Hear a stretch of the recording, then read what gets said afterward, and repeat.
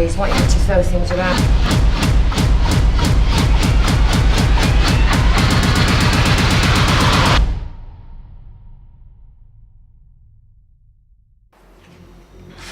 I need crew to move back, please, while I release him out. Okay. Please. Crew, move all the way back. He's trying to take over my body. Just move all the way. I said move back!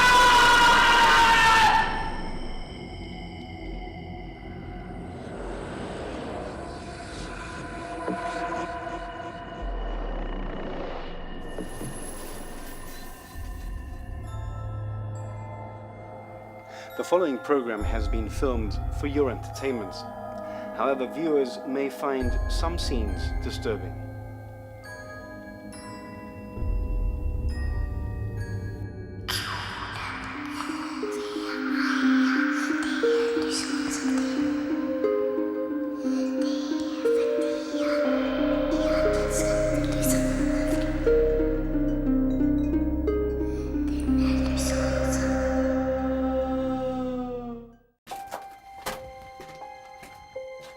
The Moorish Castle, a centuries-old building with a lot of history. Up until 4 years ago, this place was used as a prison. All the inmates were moved to a new location at Windmill Hill. This week, on the Ghost Trail, we're here to find out who got left behind.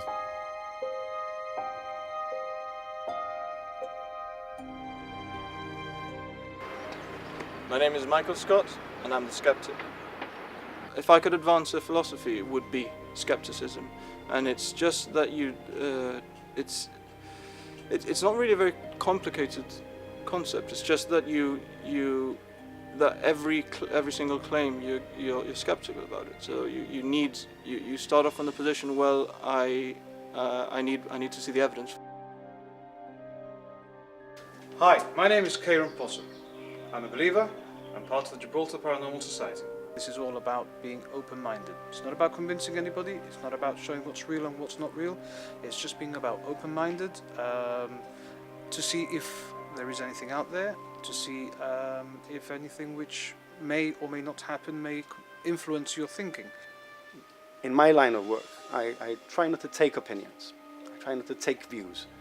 I try to remain neutral, and that's the line that I'm going to take.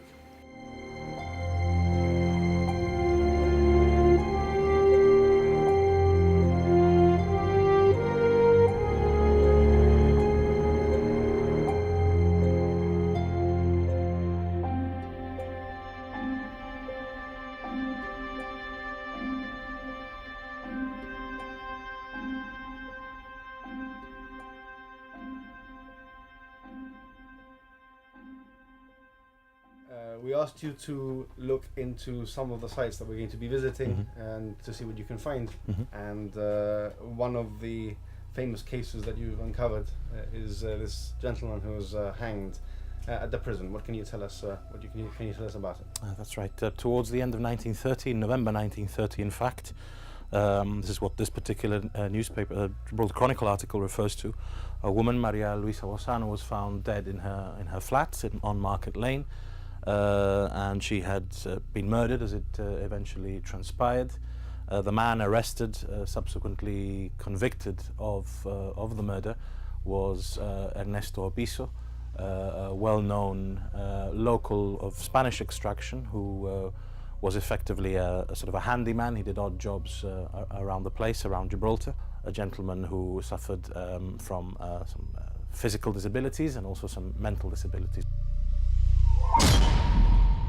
But returning to the Obiso case, he was found guilty despite public protest, despite the collection of signatures. This is it's a very thick file, and this contains signatures, signature upon signature, Gibraltarians petitioning against Obiso's execution. It came to nothing. He was executed in 1931. And he's buried within the grounds of the Moorish Castle prison. They say that some of the old inmates are still walking around the place. I wouldn't be surprised because they're buried in the walls. You see, it's British custom when when they execute somebody in the prison, they don't take them to the cemetery. They bury them within the walls of the prison. And if you go into one of the patios where they used to have the scaffold, you will see plaques in the wall with the names of those who were hanged, who are buried in the walls. But we know that, for example, that these plaques here, these name plaques, are where the people were buried. Yep. Their bones are in those walls. Okay. There's one of them was one of the ones that you mentioned earlier on, which Obiso. the Biso one. Yeah. That's that one over there. Yeah. At least the date rings a bell. And I was really amazed to see the conditions that people were put in the prison. A real prison, like you see in films. It's not a holiday center, let's put it that way. I mean, we're talking about 200 years ago, you know. A small door, a very small room, without any bed or anything, and I mean, that must have been terrible. And the first room you come into, there was a lime bath where you would put the bodies to decompose them, you know. You have the lime bath where they used to decompose the bodies. Where we've just come from was the execution area. This general area, not necessarily these cells, they haven't been used for many, many years. They used to come out crying and kicking and screaming. But you're on your way to your death. Well, no, but we weren't talking about just the execution ones. We're talking about after that, when once the executions were stopped, because of what they reported that they heard and saw within the area and the cells and everything else. I mean, really, really gory. I mean, enough to see that and, you know, have a fit if you were going to be put in there.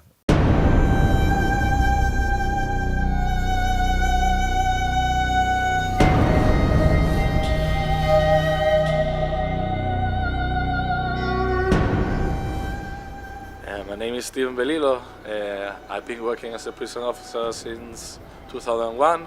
Since then until 2010, I've been working in the old Moorish Castle prison. I never saw anyone. I felt I felt that something was there. Someone was like following us around. The only thing I actually saw once was a big heavy book, must weigh like 5 kilos. It actually lifted up from the table and it was thrown to the other side of the room. Apart from that, I heard other stories that someone saying they call him El Capitan.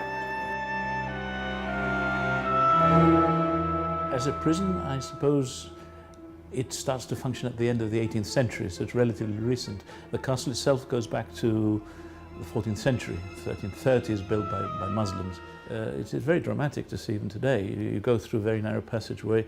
On the right-hand side is what I call the rooms with a view, with a little window, and you were a really naughty boy. The ones on the left are really very, very dark and no window at all. The gallows are no longer there, sadly, but the position of the gallows, we know where they were, and people were hanged there. And generally the practice afterwards was to take the bodies and put them in a lime pit, which you can still see there today. I'm looking forward to see what's happening today. It must be Exciting.